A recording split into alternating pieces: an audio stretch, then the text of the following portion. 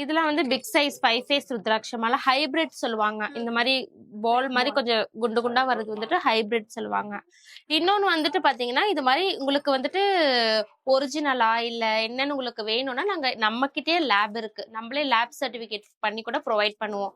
So இது மாதிரி வச்சிருக்கோம் பாருங்க சாம்பிள் பீஸ். இந்த மாதிரி உங்களுக்கு லேப் சர்டிபிகேட் பண்ணி ப்ரொவைட் பண்ணுவோம். இதுல என்ன ஸ்பெஷாலிட்டி பாத்தீங்கன்னா இது நம்ம ஓபன் பண்ணி கூட பாத்துக்கலாம்.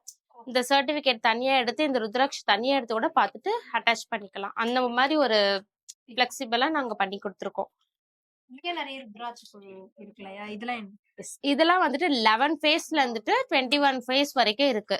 இதுல பாத்தீங்கன்னா இது ஃபுல்லாவே 13 ஃபேஸ், 13 ஃபேஸ், 14 ஃபேஸ், 15 ஃபேஸ். இன்னொன்னு வந்து நம்ம கிட்ட கௌரி சங்கர் ருத்ராட்ச கூட இருக்கு நம்ம கிட்ட.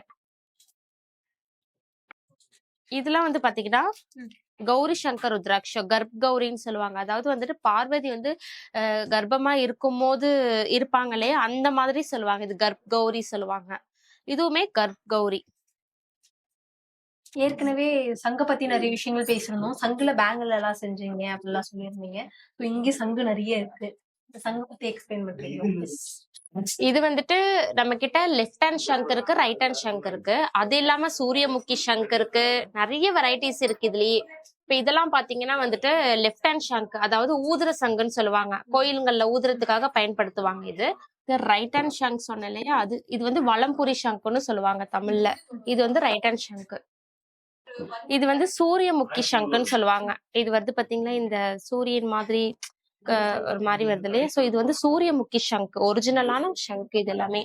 இப்ப நெக்ஸ்ட் வந்து நம்ம லெஃப்ட் ஹேண்ட் ஷங்க்லயே தோல் ஷங்க் பார்க்கலாம். இது வந்து எஸ் கடல்ல இருந்து எடுக்கிறாங்க இல்லையா ஷங்க், அது தோல் உரிக்காம அப்படியே எடுத்துட்டு வந்து வச்சிருப்பாங்க.